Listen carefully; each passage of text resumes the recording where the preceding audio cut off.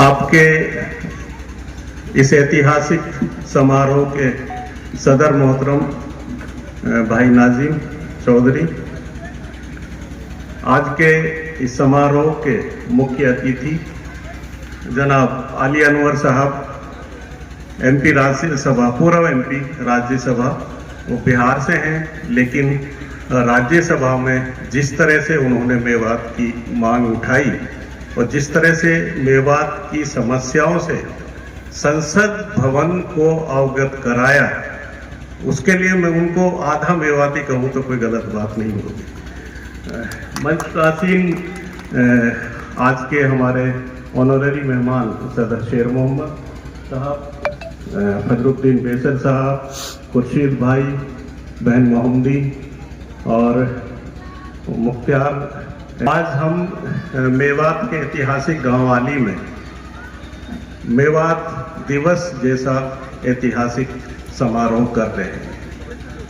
आली गांव इसलिए ऐतिहासिक है कि जब दूसरा विश्व युद्ध चल रहा था और हमारे स्वतंत्रता सेनानियों ने जब अंग्रेजों ने हमारी बात नहीं मानी तो उसका बायकाट करने का आह्वान किया था।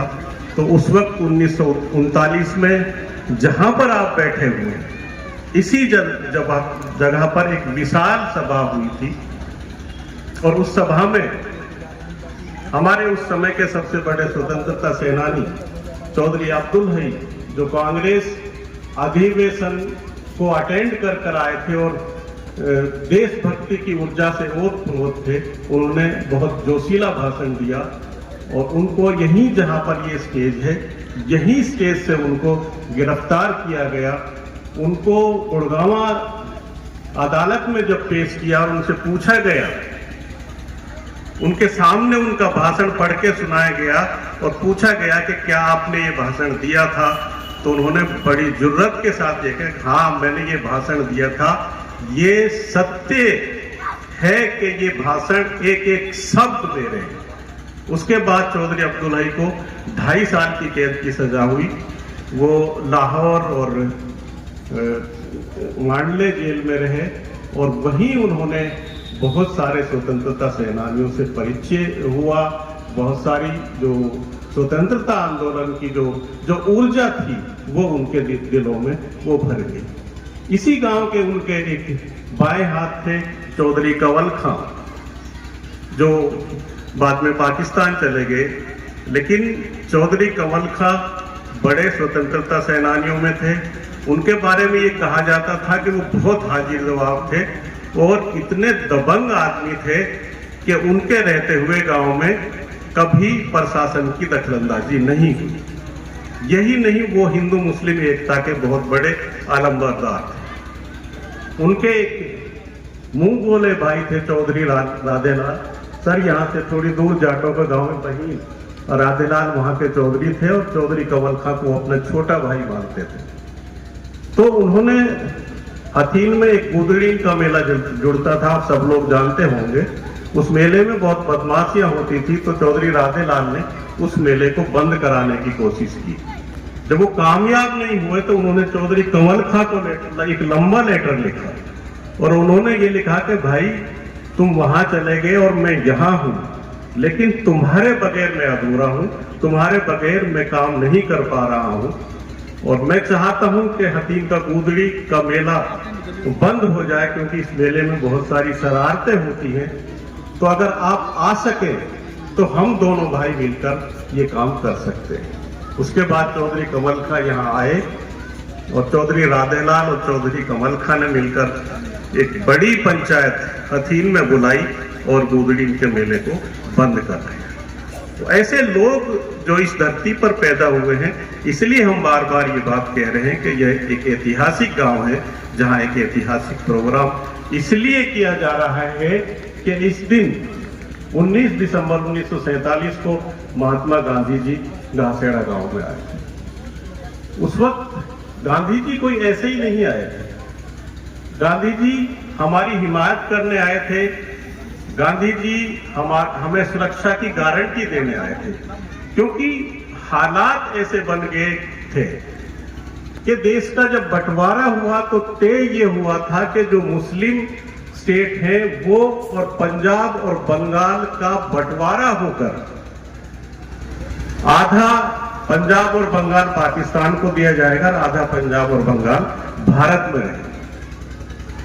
लेकिन अलवर और भरतपुर के राजाओं ने जबरदस्ती मेवों को यहां से निकालने का प्लान बनाया। दोनों के अपने अपने विचार थे, दोनों की अपनी अपनी योजनाएं थी।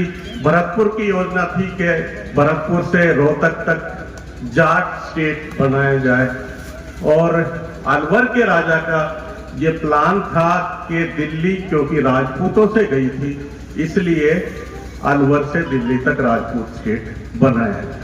और उन्होंने नारा भी दिया कि आप पहले अलवर और अब दिल्ली।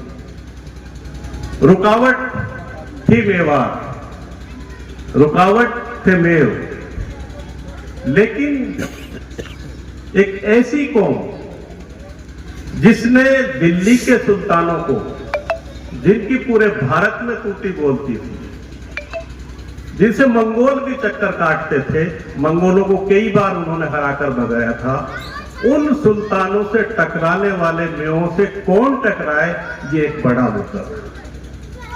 लेकिन 1947 में मौका मिल गया क्योंकि हालात ऐसे बने कि सियार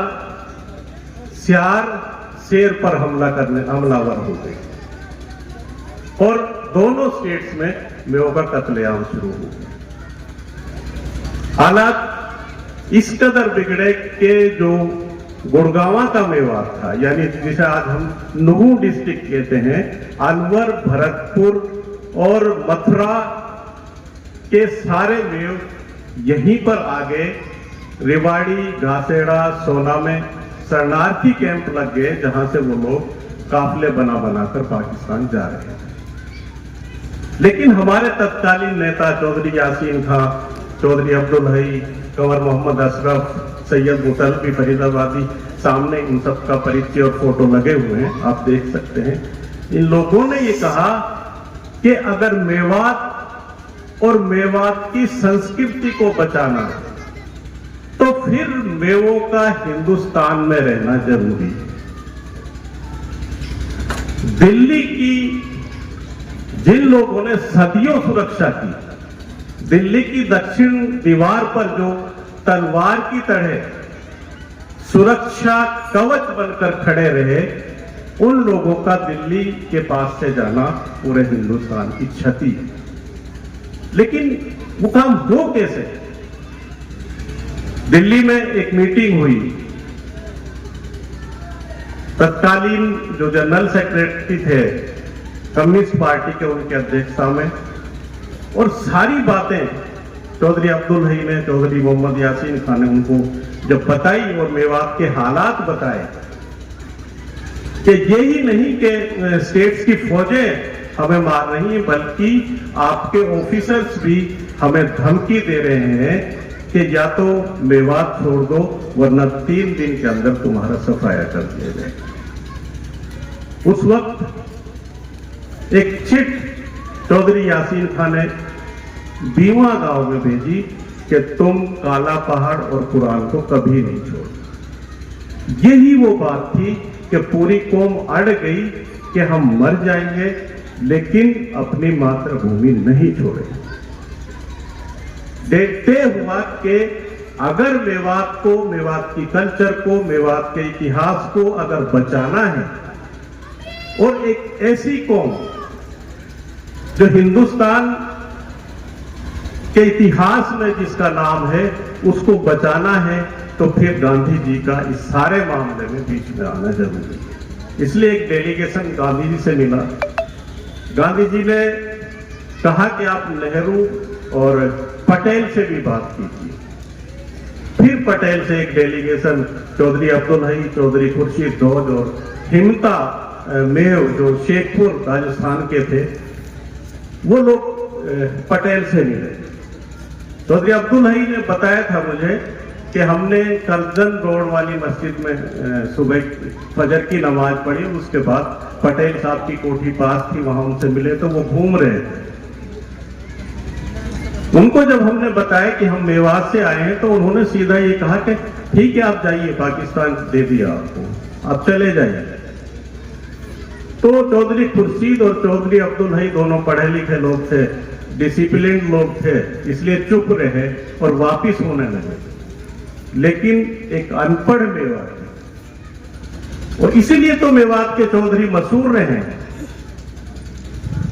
वो अड़ गए। उन्होंने कहा सुन पटेल, हम वे मेवहा जो तेरा दादा शिवाजी औरंगजेब की कैद से छुड़ा के लाए, हम वो मेव है जिसने बलबन का मुकाबला किया था, खिलजी का मुकाबला किया था, कुतुबुद्दीन ऐबक से लड़े थे, हम वो मेव हैं। आज तो पाकिस्तान की कहता है आज तो हमारा बखत बिगड़ दो, आज तो हमने वे भी मार रहा जो हमारा हड़े जो तक रहे। लेकिन एक बात सुन लो, हम मेव हाँ, हम अड़ गए तो अड़ गए, हम हिंदुस्तान नहीं छोड़े।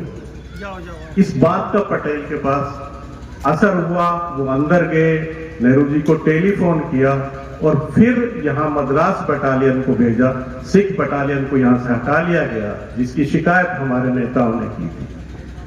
लेकिन हालात तब भी नहीं सुधरे, तो 20 सितंबर 1947 को 50-60 चौधरियों का एक डेलीगेशन बिरला हाउस में गांधी जी से मिला, मेवात के हालात गांधी जी को बताए और फिर गांधी जी से यह कहा कि गांधी जी हमारा अंतिम फैसला भी आप सुन लीजिए।